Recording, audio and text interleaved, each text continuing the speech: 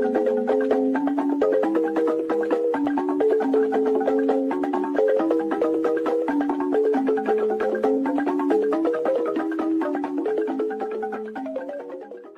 want every one of you to remember these three words. Nigerians, we are no more. Southeasterners and Southerners, we cannot become. And Biafrans, we must be. A servant of the wonderful people of Biafra. We are live and we are direct this very morning, afternoon, or night, depending on where you are. And we start this very day by making it abundantly clear that the greatest enemy of a black man is the way that we reason.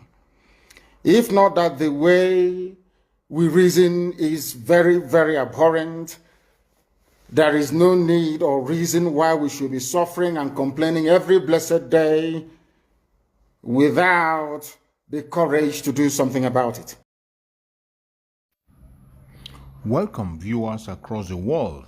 Thank you so much for joining us on this program. Please like and share this program to all platforms. Share to family and friends. The program you're about to watch now is to waken up your spirits.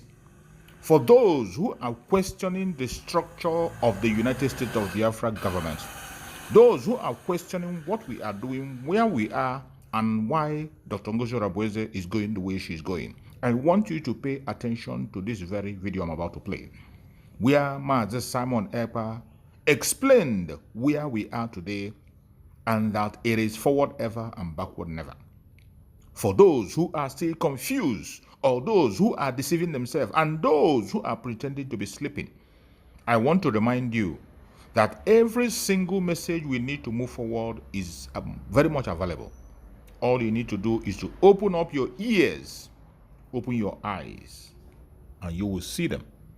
And when you see them, I bet you your life will never remain the same. I urge everyone that is out there watching this video at this particular time to please pay attention from the beginning to end. After watching the video, your life will never remain the same. You will no longer be confused. Let's watch and hear what Mazi Simon Ekpa has to say. Can we in all honesty say that our judiciary are giving us judgments that contain justice, particularly in electoral jurisprudence? You know the answer. I know the answer. And you know it. You are scared of hearing it. But I will tell you that today we seem to have overplayed technicality at the expense of substantial justice. And so facts of electoral frauds, of stealing of mandates, facts of helicopter being used to install governors, facts of ballot box snatching, facts of ballot box stuffing are no longer what matters. What matters is who wins.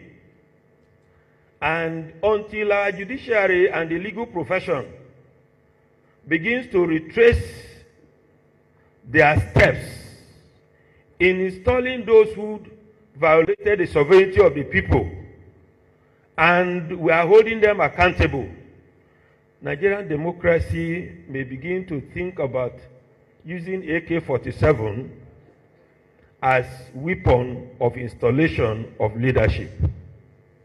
And I think we are gradually getting to that stage.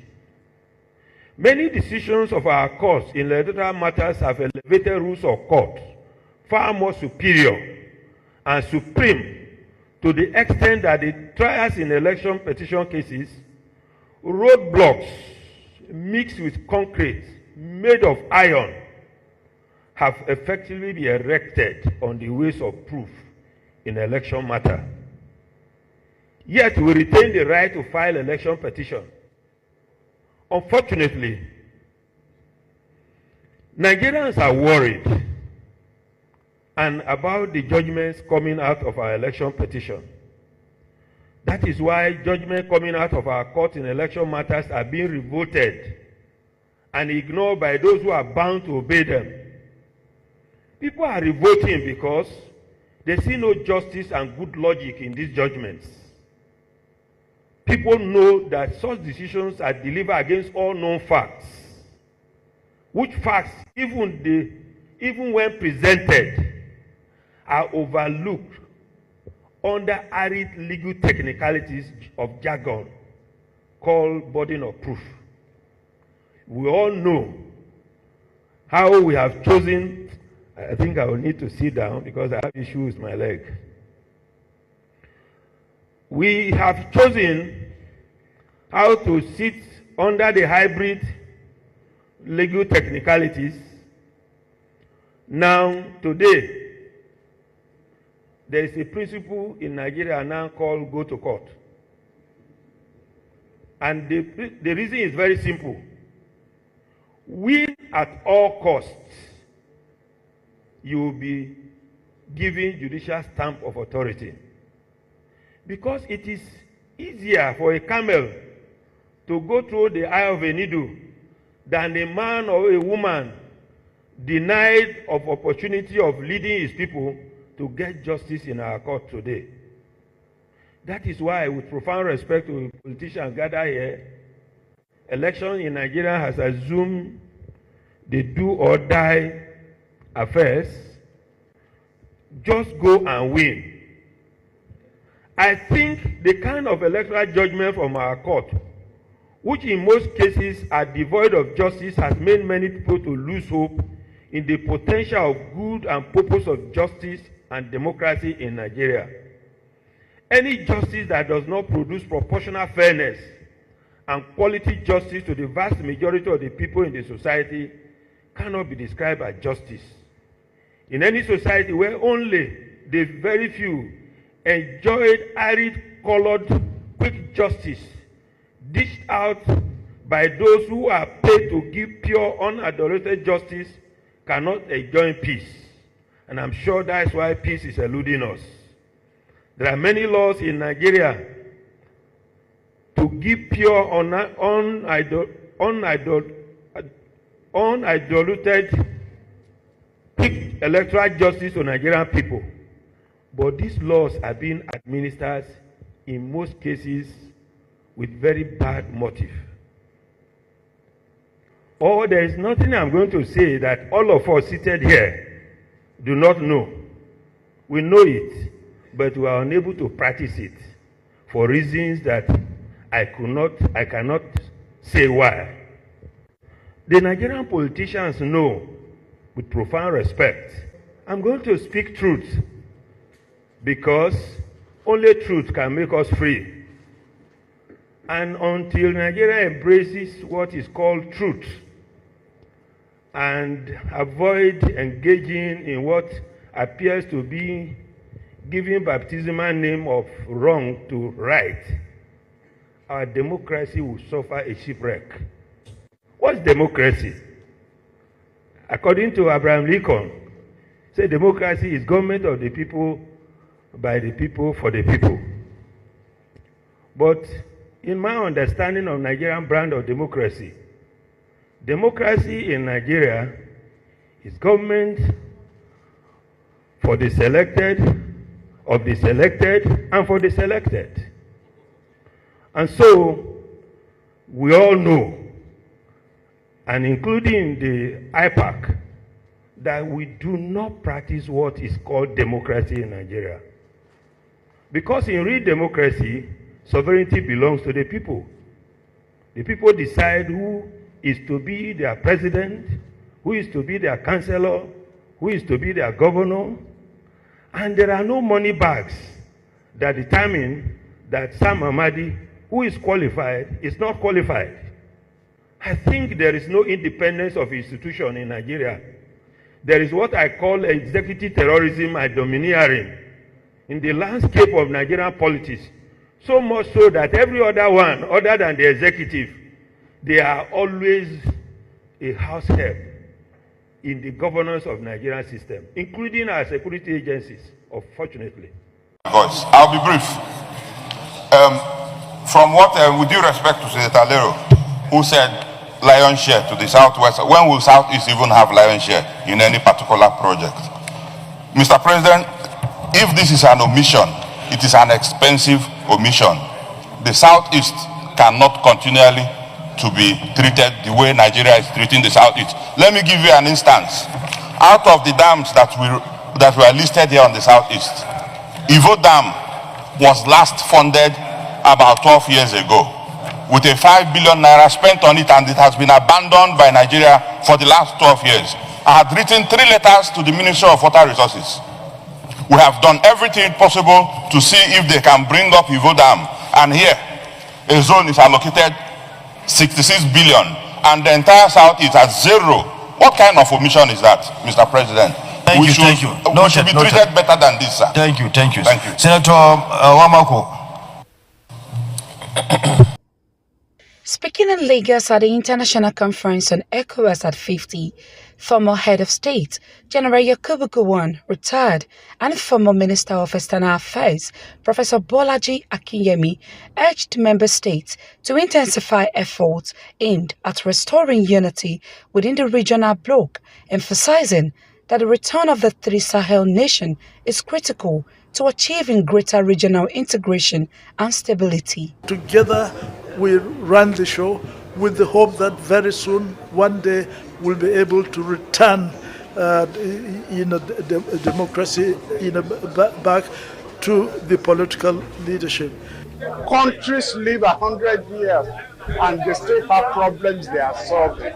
So an international organization at 50 years that is still surviving deserves to be recognized. General Gowon, a founding figure in the establishment of ECOWAS in 1975, reiterated the importance of solidarity among West African nations. He called on current leaders to uphold founding principles of the organization. ECOWAS has really been doing very well, and all the leadership since from its inception have been doing exceptionally well. They've even delved into question of security and had given ECOWAS certain countries opportunity to be able to become their own country again, so that they can make their contribution to the development of the region. The Director General of Nigerian Institute of International Affairs, NIA, Professor Ehusa Osage, in his remarks, expressed confidence in the ability of ECOWAS to overcome its current challenges and emerge stronger in the coming decades. ECOWAS also has the diversity that is its colonial inheritance. Some French, some English, Spanish, and so on, and even Portuguese. So ECOWAS is it's a fusion, if you like, of different strengths. So ECOWAS, from its foundation, proved that it was possible to be integrated in the midst of such great diversity. The conference, themed A Story of Resilience and Integration, was organized by the Nigerian Institute of International Affairs, NIA, in collaboration with Kurad Adinura Stiftung CAS. It brought together stakeholders, policymakers, and scholars to reflect on the achievements and challenges of ECOWAS over the past 5 decades. Amarachi Amushi, ART News, Lagos.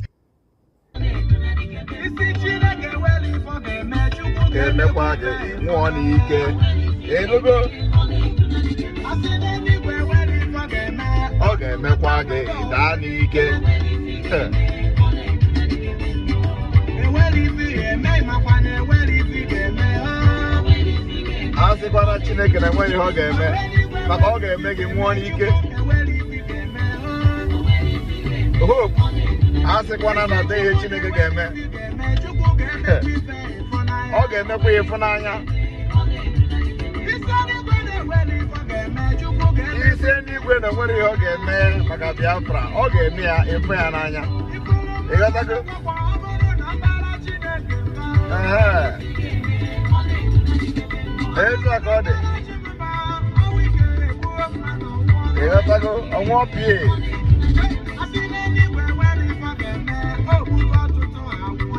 Obugo ọtụtụ anwụgo.